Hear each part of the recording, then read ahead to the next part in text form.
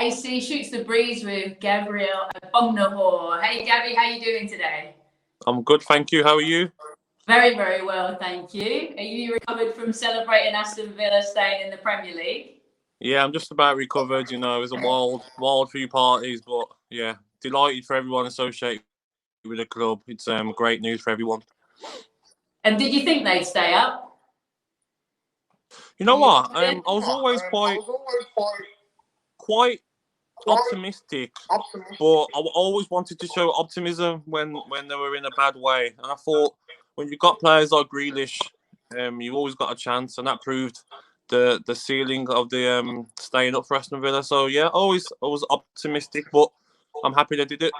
And what do you miss most about being a player? Do you remember those moments of kind of the highs and the lows? Yeah, you know what? I really like miss the highs. Obviously, the lows you don't miss, but them highs, the way them players would have been feeling staying up, it would have been a massive feeling for them. And I'm just happy that they got to do that. And yeah, that's the sort of feeling that I'd miss definitely. Oh. And also, while I was looking up some of your own accolades, I noticed that you're in the Hall of Fame for one of the fastest hat tricks ever scored. Do you remember that game against Manchester City? Yeah, I remember it like it was yesterday. It was the first game of the season, real hot day. And I was playing against my friend Micah Richards at the time, and like I couldn't get the better of him because he was so quick and strong. I just remember at half time thinking I need to try something different, try and like go on a different defender. And it wasn't one of my best games. It's probably like one of my worst games really. But I managed to score 3 goals, and I think sometimes that's football for you. You can have a bad game and score, and then have an amazing game and not score. So yeah, I remember it like it was yesterday. 7 minutes and 10 seconds, wasn't it? Yeah, and the perfect hat trick as well. So it's strange how that happens. The perfect hat trick because you don't mean for it to be the perfect hat trick, but sometimes it just falls on your left foot, right foot, and head, and that's what happened. And do you know who currently holds the record for the top spot for the? I think is it Robbie Fowler? Used to be, yeah, but I've read it. It was Sadio Mane now. It was Was Fowler. it against Villa? Yeah, that's why I wondered if you remember because it was against Yeah. Villa. Yeah, so I think it's Mane, Fowler, then me. Is it in third? That's right. Yeah, yeah. Yeah, can't That's pretty complain. amazing. Hey. Yeah, definitely. I think even to get a hat trick in the Premier League is amazing as it is. Never mind the perfect hat trick on one so short amount of time. So definitely a good And did you record to keep the have. shirt? Yeah, the shirt's at home. Yeah, That's a good one to keep. yeah, definitely. And my hat trick ball. Were there many of your career goals that stand out, or is it mostly that hat trick one against Man City? I think it's that hat trick one, yeah. But like some big goals I scored at Old Trafford and the Emirates and Stamford Bridge. I feel like when I was younger and I was new to playing at these stadiums, there were like really goals that like I cherished because even when I scored first at Stamford Bridge, it was like wow, I scored at Stamford Bridge. Do you know what I mean? And then to go and score at Old Trafford and the Emirates, these stadiums that some of them that you grew up watching, to even go and score in the Premier League there was like something special. Oh yeah, the stadiums are incredible, aren't they? I like some of the older stadiums too. I particularly like Goodison Park. I really like going there. Yeah. Are there any of the stadiums that you really like enjoyed going to, despite being? You know what? It's funny you say that. I didn't really like going to Goodison Park, but Everton's the team that I've scored the most goals against in the Premier League. So I always managed to do well against Everton. But the matches I used to love were the big ones. I used to love going to the Emirates, to Old Trafford, and to Stamford Bridge because I feel like when you go in there, it's like you're up against it anyway. So it's like I don't know, you're trying to do the impossible because they've got a better team than you. So to get a result there, the buzz afterwards, you're absolutely buzzing because it's like you've done something that's not meant to happen because they're such a superior side. Yeah. And did you get nervous, or were you kind of like No, cool? 100%. Every game I played, I got nervous, 100%. But nervous in a good way, not nervous where you'd shy away from like the game. Nervous in a way of there's a game. There's a game. You got out and before you got to go and perform from the first whistle. That sort of nervousness of like, you know what, it's time to go. Like you got to start the game fast. You've got to be like up for it in the Premier League. But yeah, it was a good nerves that I had, and I think that's what you need to have. And would you notice the crowds? Obviously, at the moment we're playing without crowds. Did you notice that as a player, the difference now? Yeah, I think like I would probably struggle now without the fans because I used to be one of the players that fans didn't really like, so I'd get stick. But I buzzed off that. I buzzed off the way fans are on you when you got the ball and they like sort of abuse you, but they abused me in a way which was like fine. I didn't mind it. So like I enjoyed that abuse. It made me play harder. It made me wanted to score more because I can celebrate in front of them when I score to wind them back up. So like I definitely miss the no fans, and I feel like the players now will be like dying for fans to come back. Yeah, it really seems to have made a difference. I can't stand listening to it on the TV with that fake crowd noise. I just rather have nothing. Yeah, it's not the same, is it? But I feel like it's just one of them things, isn't it? And I feel some players definitely need the fans to perform. Yeah, no, I agree. Do you think there's a difference now between the pressures that players are feeling and compared to when you were playing? No, not really. I think it's the same. It's like when I started off in 2006 to now. I think it's the same. It's the same pressure if you have to perform. You're in the top league, especially in the Premier League. You've got to perform, or you're out. You're out the team. You're out the club. Maybe if you're not performing, so every game you have to perform to keep your place and to keep yourself involved with the club. So I think the same pressures, 100%. Maybe a bit more now because of maybe social media. There's an easier way for fans to give you stick if you're not performing. So yeah, maybe a bit on that front, but all round I'd say it's still the same. And did you have any favourite footballers growing up? I was obsessed with the Arsenal team, the Invincibles. So like when they won the Invincibles, I was probably about 14, maybe 15. So I was like maybe 14. So I was obsessed with like Thierry Henry, like absolutely obsessed. Like just the way he played, and because I was quick, I saw myself as like, okay, I'm quick. What player would remind me of myself, sort of way I want to play. So I looked at Thierry Henry and thought, you know what? Look how quick he is. I want to be that Thierry Henry player that drifts over to the left side of the attack and like cuts in and bends with his right foot. Like I scored a few goals in my career like that. And I always used to like playing on the left. I remember one time I had an argument with a manager because I didn't want to play on the right side of midfield. I said I want to play striker, but I'll settle for left side midfield, not right midfield, because I wanted to be like the Thierry Henry and like play on the left hand side, cutting in. Oh, So like I was wow. obsessed with him. Yeah, obsessed. So despite growing up as a Villa fan, you still appreciated the Arsenal and the greatness that they had there. 100%. I feel like I grew up as a Villa fan, and I was an Aston Villa fan, but there'll be many Villa fans out there at that same era of me supporting them. That it was like Villa were like finished 12th, 13th, maybe. Like they're guaranteed to stay up, but there's no excitement. The stadium was never full. Villa were that sort of team that like maybe the fans are sort of fell out of love with, and like fans weren't really going to games. You know what I mean? Until Martin O'Neill come, Villa Park was like never full from when I was growing up. When I used to go to games, so I feel as a kid as well, you want to support the best team. It's like kids now; they might be from Essex or parts of London support West Ham, but they'll probably support Man City and Liverpool as well because they're the better teams. That makes sense. Yeah, And they've got absolutely. the better players. They want to be like Mo Salah. They want to be like Aguero, Sterling, and Mane. No offense to the lower teams in the Premier League, but they don't want to be them. Do you know what I mean? So I was similar to that. I supported Aston Villa, but I was in love with the way Arsenal players played. And what are your favourite player shirt swaps that you've got over the years?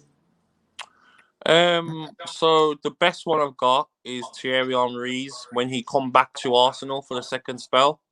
He Right. wore the number 12, and I got his shirt after a game, and that's the best one I've got because he was my idol. But I've got a few, I've got like Michael Ballack, Essien, Ashley Cole, Drogba, like all these top players. So there is loads that I do have, but the one that sticks out to me is definitely Thierry Henry's.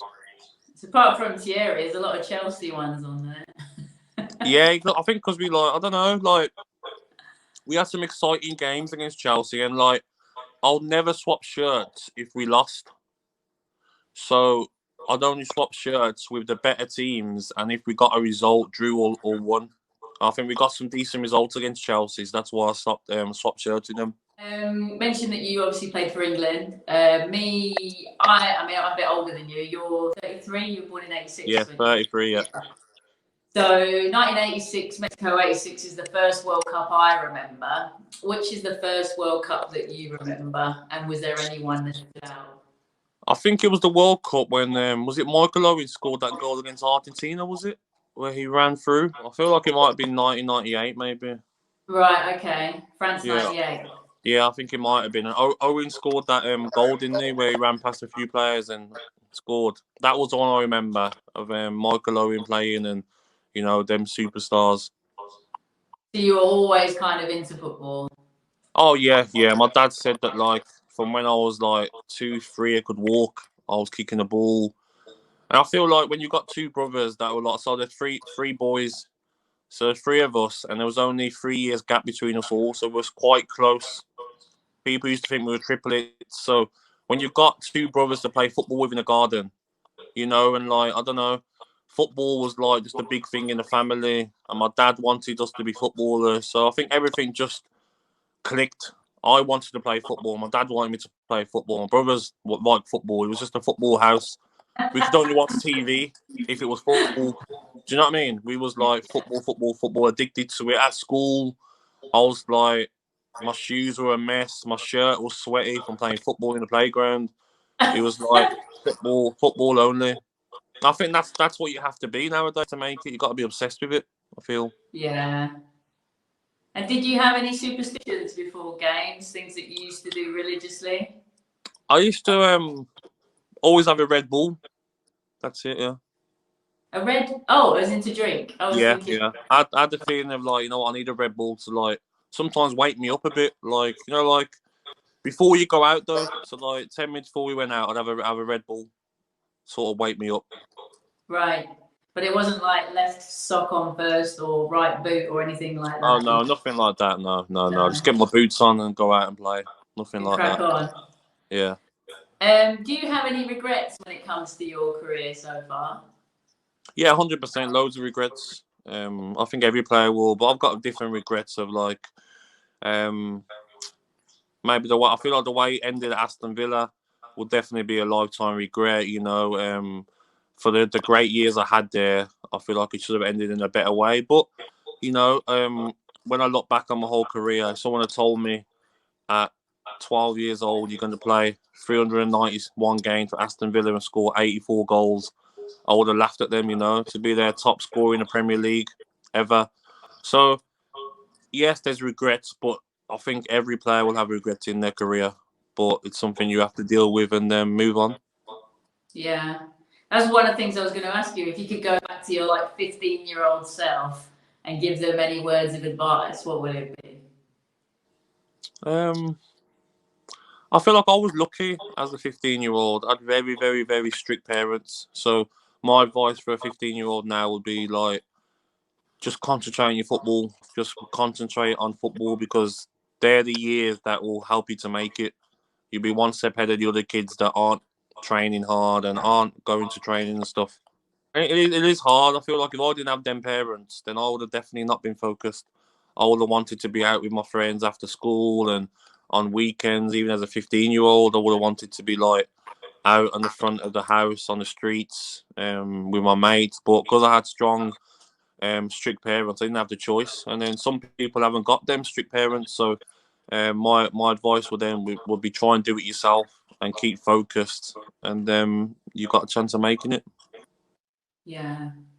And do you still train now? I see you on your Instagram. You seem to have a pretty strict training regime. I feel like when you come, do you enjoy it, or do you listen to music to motivate you? Or yeah, I listen to music. You know what? I do enjoy it. I feel like there's no better feeling than when you finish your session and you're out of breath and you're dripping with sweat. So yeah, I do enjoy it. Is there anything in particular on your playlist that keeps you motivated? It's normally hip hop music, to be honest. Like I do like house, but when I'm training, I like hip hop. So most hip hop songs, maybe like Future, Amigos, I like to listen to. Oh, that's cool. All the kind of stuff I like to listen to as well. Yeah. If you hadn't have been a professional footballer, what would you have liked to have been? Nothing. It was This was it. yeah, it was football or nothing. I was quite lucky because at college we had to go to college. Part of our scholarship was like 1.5 days a week college, and it was quite funny because you were meant to choose something that you probably thought yourself you could do if you didn't make it. You know, like maybe electrician course or gas engineer course or something. And us as lads, being lads, we all chose massage because we thought we'd get close to all the girls at college. So we actually got to college and they put us in a room together, not away from the girls. We were just us boys together. So it was like, oh, that didn't pay off well. But I feel like I was lucky that I made it because I didn't do a course at college. You know, I was messing about in massage. I wouldn't have been a massage therapist. So I feel like if it wasn't football, I don't know what I would have done. I probably would have had to go back to college and start a different course and then maybe choose a different route. But even now, like, if I wanted to start something now, I couldn't think of anything now. It has to be involving football. Oh, right, okay. Well, you do a bit of punditry now, don't you? Yeah, I do a bit of punditry and I'll do my coaching badges, but it has to be football based because I don't know nothing else. Never have done. But you love it, so that makes a difference as well. It's kind of... Exactly. So, like, yeah, I'll definitely like advice to all the kids out there that are in the scholarships: just do a course that you can fall back on because there's so many players like that don't make it even when they're 18 and they're at a club. You know, so if I could turn back, I would have done a proper course. But luckily, I made it, so I didn't really need it. Have you learned anything new during these last few months? Have you picked up any new skills? I wish I did. I wish I did. I really wanted to learn Spanish, but I didn't get around to trying. So no, nothing for me. Are Maybe you you know as what I've good? learned? Using a laptop better because I've been doing Oh, work on laptop. That's it. have you been watching any TV series? Have you been glued to Netflix or anything? Yeah. Well, the best one I watched was I think everyone watched it was the Michael Jordan documentary, The Last Last Dance. Dance. I think that's one of the best ones I've ever watched because I wasn't really like born in that era. I think when he started playing was probably when I was born, wasn't it? 86 that time. Yeah, it was. So Yeah. like I wouldn't have known anything about Michael Jordan. Do you know, like I wasn't really into basketball as a kid. Didn't have the internet access. You know, you didn't really know about him. Didn't Yeah. have the TV channels did we back then. We only had 1 to 5. So growing up, I've always heard, oh, Michael Jordan. Oh, Jordan's. Oh, that's Michael Jordan. Oh, Michael Jordan this, Michael Jordan that. But I've never actually seen him play. Never watched him or knew about how big he was. So to watch that documentary and see how big he was, for me, he was bigger than Cristiano Ronaldo is now. He was like, from that documentary, he was massive, wasn't he? A world Yeah. global star. And like, just to watch that and see what he took. I said to my friend, I said, I wish I'd watched that documentary when I was 17, 18. Because I Help feel like I inspire. would have took different decisions on my like lifestyle than I did, if that makes sense. So if I was any 16, 17-year-old now, I'd sit down in 2 days and watch that documentary. And that should inspire anybody to replicate what Jordan done with the no alcohol and the eating right, the being dedicated to train extra. So definitely, like, I wish I'd watched that when I was 18. And I feel Yeah. like that would be similar to, like, I don't know, maybe kids that are 8, 9, 10 now. They probably won't have no clue of who I am and what I've done in the game. So I feel like as years go on, people forget you, don't they? And obviously people don't know you because they weren't born when you was playing. So that was a Yeah. similar situation with Michael Jordan, and like just incredible to see his work ethic and how much he wanted it. You know, he didn't like go out drinking like others. Yeah, it was amazing watch for me. The best thing that Netflix ever made. I agree with you, and a couple of the other guys I've spoken to on the vlog have said that documentary has just been Mm. incredible. Yeah, it was amazing. There was one documentary I watched actually. You saying about different eras and people knowing and recognizing players. I watched the Diego Maradona one, which I found amazing. Yeah. But some of my friends' kids, when I mentioned Diego Maradona, they don't even know who he is. It's like, oh I my agree word. as well. I watched that as well, and I feel like what was amazing about that was like just maybe like the amount of stuff you could get away with back then, regarding obviously the drugs and the smoking and the partying and the you know what I mean. He got away with a lot, didn't he, back then, because he was Maradona. They weren't so big on the drug tests, was they? So it was I amazing to felt see. sorry for him when I watched it because of the pressure that he was under. When I watched that and I watched like Ronaldo's documentary, like I would not want to be that famous. No. When I watch it, I'm like, no, I don't. I wouldn't. I'd hate to live like that. Do you know what I mean? Like you can't go anywhere. Like you can't go into the park. You can't. Like Maradona couldn't go anywhere. Like all the wrong people were getting around him and making him do the certain things. Like I just wouldn't want to be that famous. Like for me, even like a David Beckham, and like I just wouldn't want to be that famous. You can't go anywhere and enjoy life, can you? Are there 3 movies that are your favourite movies of all time? Okay, so I'm a big fan of gangster movies and the mob movies. So for me, my number 1 would be Goodfellas. Right. Number 2, Casino. Yeah. And I'm probably gonna go number 3 of. I feel like you gotta give me Gladiator, haven't you? Gladiator's I've got never the top seen 3. that, you know. Oh my, you joking? No, honestly, I haven't seen. That's Russell Crowe, no? Yeah, amazing film. I feel like that. Yeah, them 3: Goodfellas, Gladiator, and Casino for me. Amazing films. I watch them probably like once a month. All of them. I keep watching films again. I do, because I don't really make films like that no more. I feel like they've covered them roles, and them actors are like 80 now. You know, like they can't make them again. They tried to make The Irishman with like the same actors. It's not the same. They're too old. So I feel like they were the best films for sure. One of the questions I've loved asking people is if you could have a celebrity dinner party and you could invite 5 people maximum, they're alive, but from any kind of genre, who would you invite? Okay, so Thierry Henry with first.